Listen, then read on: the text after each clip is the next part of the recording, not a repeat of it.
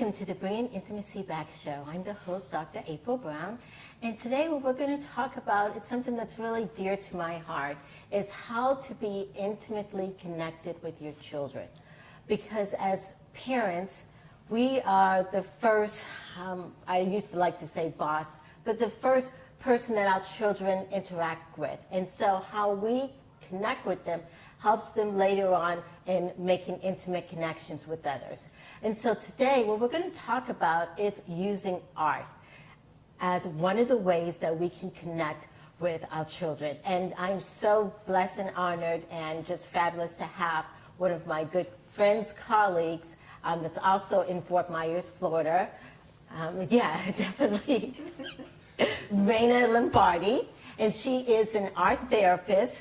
Yes, that's here, that's in Southwest Florida. And so, can you tell us about your journey and how you became an art therapist and working with children? Sure. So I always knew I wanted to do something in the helping field. Yes. And so I wasn't exactly sure what that was going to be. So as an undergraduate, I studied art. I was always passionate about art. So I studied art history, art education, and psychology, and then went on to get a graduate degree in art therapy and mental health counseling. Yes. And I didn't think that I wanted to work with kids, but my second year in school, I ended up at an amazing internship, and it was at a therapeutic school, and I fell in love with working with children, and I've pretty much worked with children ever since, and that was about 15 years ago. Yes, yes, good.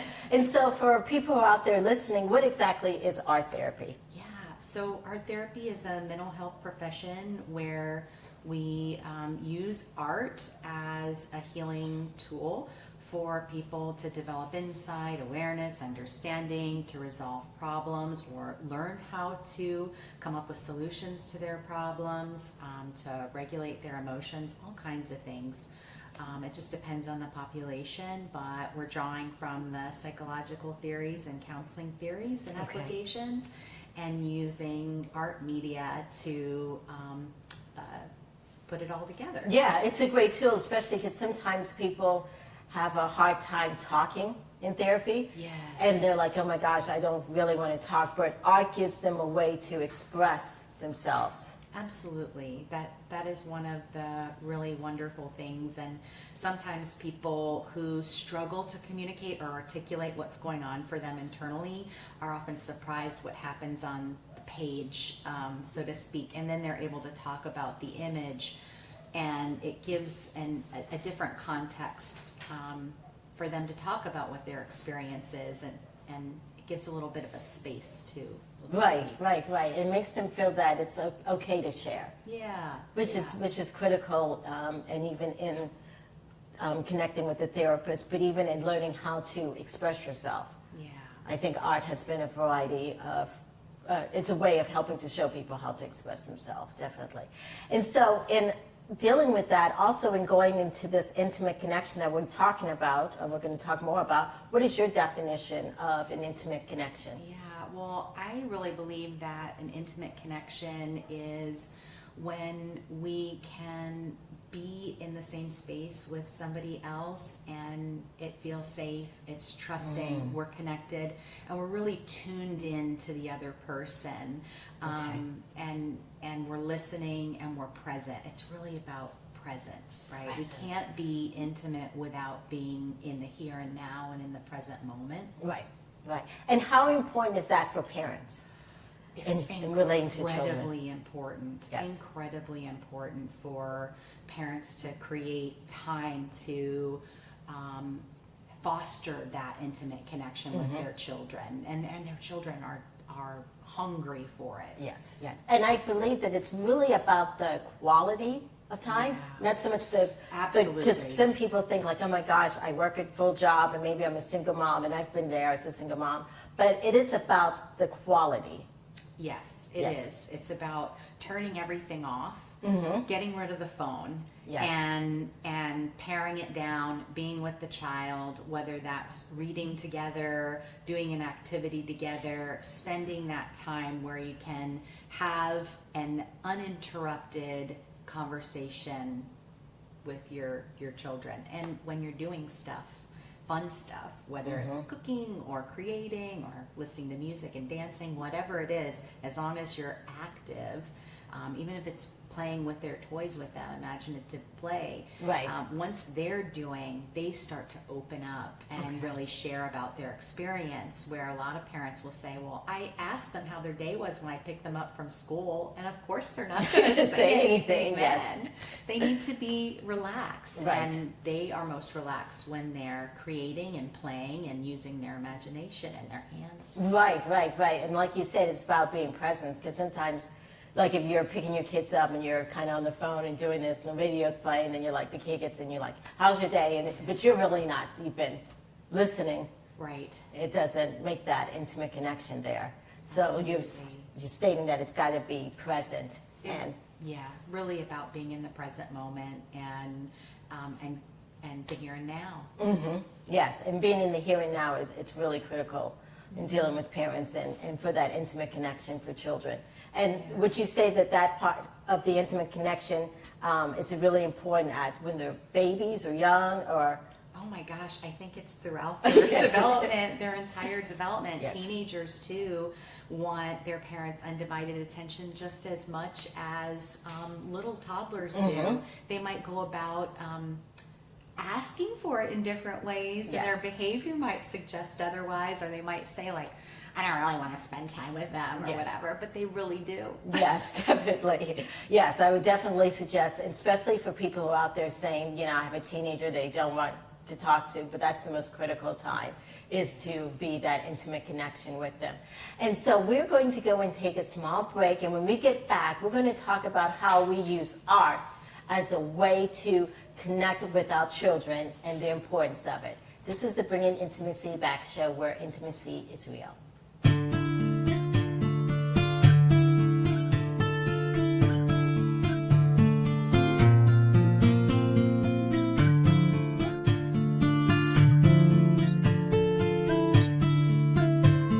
Welcome back to the Bringing Intimacy Back show. Today we've been talking with Raina Lombardi, and we've been talking about how we use art as a way to connect with our children. And one of the things that I want to talk more about is sometimes people think art is just you playing with it, playing. But how does it actually help develop a person intellectually, emotionally, socially? Wow. Art is, I think, one thing that humans have always been drawn to, right? It's part of our development. Children, even if they don't have art materials, say if they live in tribal communities, there will be evidence of them creating art in the sand with sticks. So it's something that is innate within us, and it is one of the primary ways kids use to communicate when they're starting to develop and learning about themselves.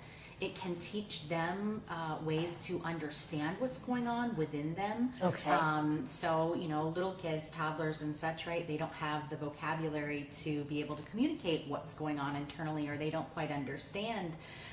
So giving them some art materials to express that starts to teach them how to do that, so they start to learn about it. But of course it helps when you facilitate, like, tell me about it. What does that mean? Why did you choose red? Why did you choose blue? What does this circle over here mean, or this shape? And teach them to talk about what they're creating at the same time, and it starts to integrate that whole piece. Yes, and I think even like you said, the creation part is really important. And that helps build up someone's self-esteem. Absolutely. It helps them learn how to problem solve, come up with solutions to ideas. If we weren't creative, I don't know, we wouldn't have all the things that we have today. Definitely. And since you're talking about creation, is there a difference between, I know you've mentioned before in our private conversations, parallel creation and interaction creation? Well, in the sense of art? So there are two different ways about creating. Okay. So we can collaborate and create together, and that of course teaches social communication skills, right, and compromise. Right. So that means when a parent and a child creates a special project together. Yeah, Okay. Yeah, absolutely. And Okay. they're like making decisions together. They're choosing like, well, what color do you like? What color do you like? How should we go about this? And you start to teach them how to work Together. in collaboration and how to compromise and problem solve in that way, which is wonderful for the relationship. You're developing trust and bonding in that time. And then it's also it's different, but also an opportunity to learn about one another when you're creating in a parallel process. So Okay. you can be teaching, healthy recreational skills and, personal self-care skills. Giving time to express yourself is, as a therapist, obviously, Yes. most therapists encourage that to their clients, whether it's journaling or making art, playing music, whatever it is. Some way of expressing themselves is a healthy self-regulation skill. And then, of course, if a parent and child are creating parallel, then there's an opportunity to share. Oh, tell me about your picture. I'll tell you about mine. Okay. And then you engage in a conversation. The child learns a little bit more about you, but you're also modeling Right. to the child how to talk about your experience, how to express yourself in safe, healthy, and appropriate ways. Art can be a great way for a kid that's struggling with stress, anger, sadness to express themselves on paper. Right, definitely. Is it used a little different when we're working with teenagers, or if you're a parent of a teenager? It could be, yeah, depending, younger kids, you probably, they might be more engaged in sensory-based art play, and where you're really engaging the senses. They might want to just do exploratory stuff, finger painting, mushing clay, or maybe you make Play-Doh together and you play around with essential oils and make it smell really fun and get them engaged in that way. But surprisingly, the teens that come to my office, they love to love the do the same thing. sensory stuff. Yeah. So you'd think like, oh, they would want to, go to a place where they can talk about themselves a little bit more, and they do appreciate that, but they love the sensory stuff too. Right. Kind of reminds me that, I guess, for all of us, there's a kid inside of us. Yes, and it's so important to continue to nurture that child and recognize that child and honor that child and allow that child the space to play and express. Right. And with the different forms of or types of art, has there been one that's better than the other, or are they all just... Oh goodness, I don't think so. Okay. I mean, I think it just depends on the person and what their preference is. Sometimes for some kids or some individuals, they may really like, pencil and eraser because it's very rigid. Right. But it might be beneficial for them to play around with things that are more fluid and expressive, and they might learn a little bit more about themselves from stepping out of their comfort zone. Okay. Yeah. I want to go back to one of the things you said, that it can also help heal. Yeah. Because sometimes, as a parent, your child may be hurt for a variety of things, whether it's bullying, or maybe you guys are right now going through a divorce and your child is hurting.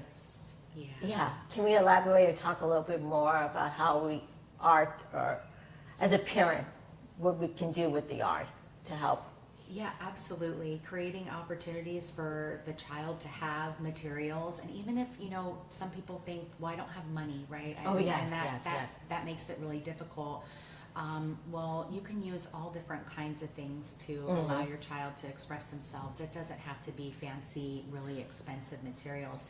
It could be recycled materials from your recycling bin, and you'll be surprised at what they'll go ahead and create and sculpt. But it's about creating the opportunity and allowing them the opportunity to express themselves.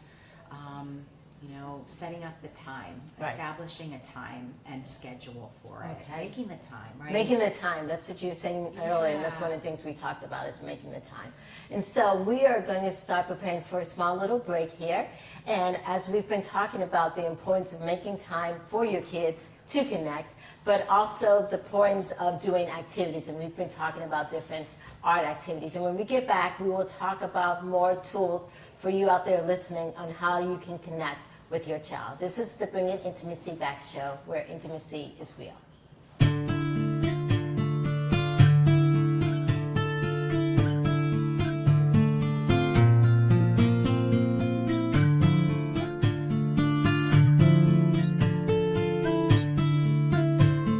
Welcome back to the Bringing Intimacy show, where intimacy is real. And today we've been talking about how to intimately connect with your children, because that's critical in their development of being healthy adults.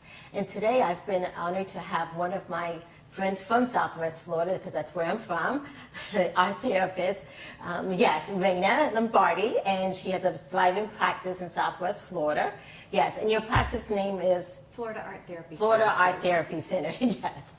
Yes, so we have people out there that are listening, and maybe they're having, I'm going to start with the older ones first, but they're having a teenager out there, and maybe they're having a hard time connecting with that teenager. And they're listening and they're saying, maybe this art therapy, maybe it's something. What are some tools that you can give our audience member?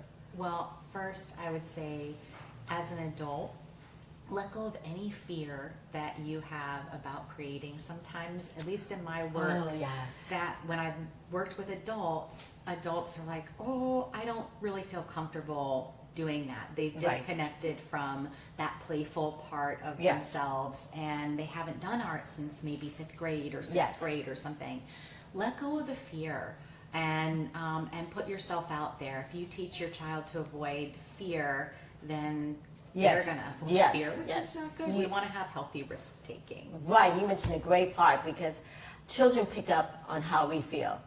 And our fears and our anxieties. So if you really have fears or anxiety, you really should get help for it, but not display it onto your children, because definitely, yes. Yeah, and so if you're afraid of making a mistake, then they might be afraid of making a mistake. So, teach them it's okay to make mistakes and have fun, and have the focus be about the process of doing and not creating something that has to be displayed, right? It's really about, again, going back to what we first started talking about, being in the moment, being in the present moment, and focused on the process of doing together. So let go of the fear and say, you know what, let's create something together. Let's focus on our family and understanding our family more, and let's create a family crest together.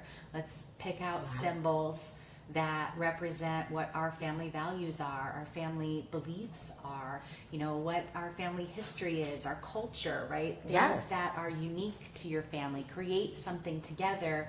It's going to give an opportunity for a really wonderful conversation to develop, and have your child learn maybe a little bit about your family history that maybe they don't know, and that will help them feel more connected to the group, right? To the extended family as well. Like, we all want to be connected. Awesome, and that's a great idea, because that can be like a legacy. Yes. Yeah. So absolutely. Definitely, yes. And so then, what about those parents who have maybe little ones? Little ones. Yes. Honestly, little ones are so much fun because they're so free. They don't have that fear yet, and they're like, they just dive right in, and they don't care about making mistakes and making a mess. They just go for it. So I love doing things like creating different colored pots of bubble water, right? With either food coloring or liquid watercolor, different size wands for bubble blowing. Hang up a sheet outside, a white sheet outside, different color bubbles, and blow bubbles and watch them, splatter and pop and create a really fun abstract piece. And I'm sure there'll be a lot of shared joy in the experience, a lot of laughter and giggles and fun, and that's what it's about, sharing those intimate moments. Yes, yeah. And then I'm sitting here listening and thinking, and there may be parents out there, or parents like myself, who have adult children. Yes, yeah. What tips would you give for parents who have adult children, especially who are in their 20s and are going through life challenges of whatever? Absolutely. How to use art to connect? Wow. Well, there are so many of those like painting classes. Oh, yes. And like there's so many like boutiques for different kinds of creating. I would say like going out and doing one of those together, it's just a time to sit next to one another. You both be doing your own independent things, but it will be a time to talk and connect one-on-one and have some fun. Yeah, definitely, because that would make it like just all together. It holds it all together, having that art and that intimate connection there. Yes. Well, thank you so much for being on our show. Can you definitely give the website out for people who may want to connect with you? Yeah, thank you so much for having me. So the website is floridaarttherapyservices.com. Oh, definitely. Thank you so much. And this has been the Bringing Intimacy show, where intimacy is real.